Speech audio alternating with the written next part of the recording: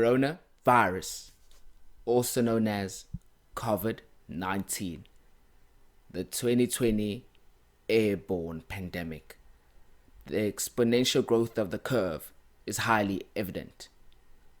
COVID-19 is a serious matter. In the beginning stages of the pandemic, the number of worldwide cases of coronavirus rose from 500 to 15,000 in a period of just 10 days. By the time I'm making this video, it took the pandemic the same 10 days to double from 150,000 to 300,000 people. The real question is, how do we flatten the curve? How do we ensure that we do not get infected?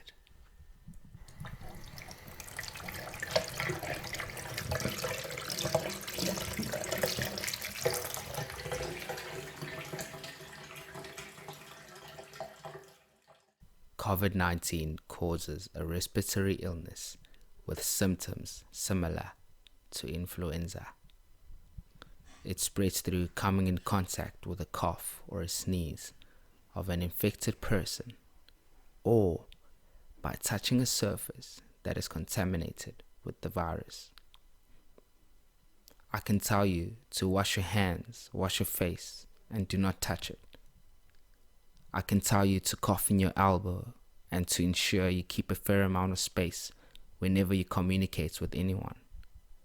However, these procedures are only ways to minimize the rate at which the virus spreads. Although they decrease your chances of obtaining the virus, they are not a 100% prevention method against the pandemic. A similar idea to this is, owning a gym membership does not make you fit. Sitting in a garage does not make you a car.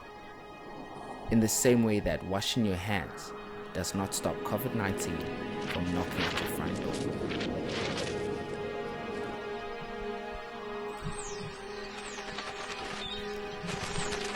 The sad truth is, currently, there is no cure for this pandemic.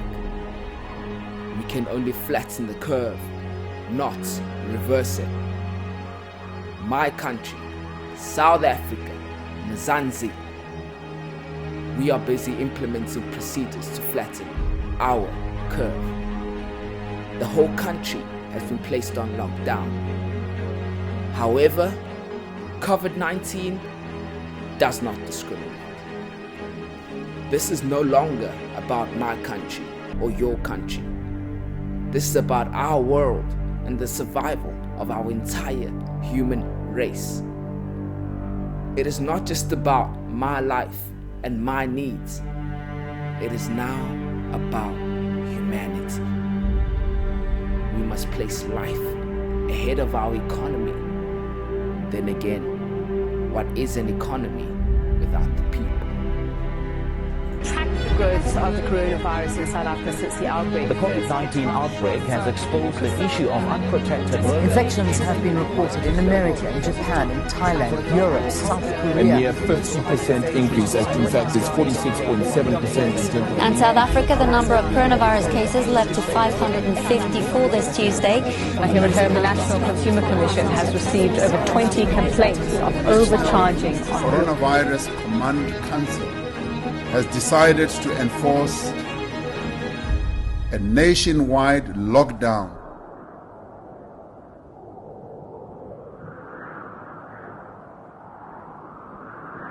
Attention world. Attention world. Attention world. Attention world. It is our duty to make sure that COVID-19 does not continue to have a devastating effect on our people. This disease is not an excuse to neglect the other social and environmental issues and illnesses in our world. I repeat, COVID-19 is not an excuse. As we are speaking right now, and the news is telling us to wash our hands, Our children are given weapons and are told to go to war. Families are stuck in a cycle called poverty. The rights of women are being violated.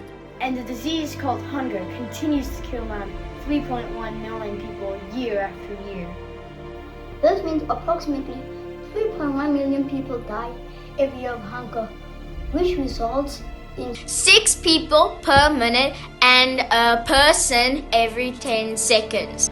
And if you have watched 5 minutes of our video, then 30 of God's children would have died of hunger. Today, these starvation rates are definitely worse because of the devastating impact of the COVID-19 pandemic. Although the 10-second break refers to children, it is also a necessity to mention that every 3.6 seconds a person dies of hunger. And the most unfortunate thing is that, unlike COVID-19, hunger has a cure. That cure is food. However, we do nothing about it. Why do we continue to do nothing about something that is such a huge issue in our world? Is it because we don't care? Is it because when it comes to disease such as starvation, it becomes irrelevant to our society because the rich can't catch it? It's time to be a catalyst for change. We call upon humanity to not only help us flatten the curve, but to help our brothers and our sisters who are starving. Life is a gift from God to all His children. It is not fair for people to suffer while others live their lives of luxury. God says, love your brothers and sisters and love your neighbor as you love yourself. He does not say, be selfish, be self-centered, and neglect your brothers and sisters. A large part of being human means that we look out for each other, especially our children. We love each other. We choose life. Therefore, we do not choose change, but change chooses us. Be the change that our children need. Be the difference maker. Feed a child and give them a gift of hope and opportunity. As far as I know it, we are all in this together. Let us unite and change the world, because together we can. Alone, you may run faster, but together we run further.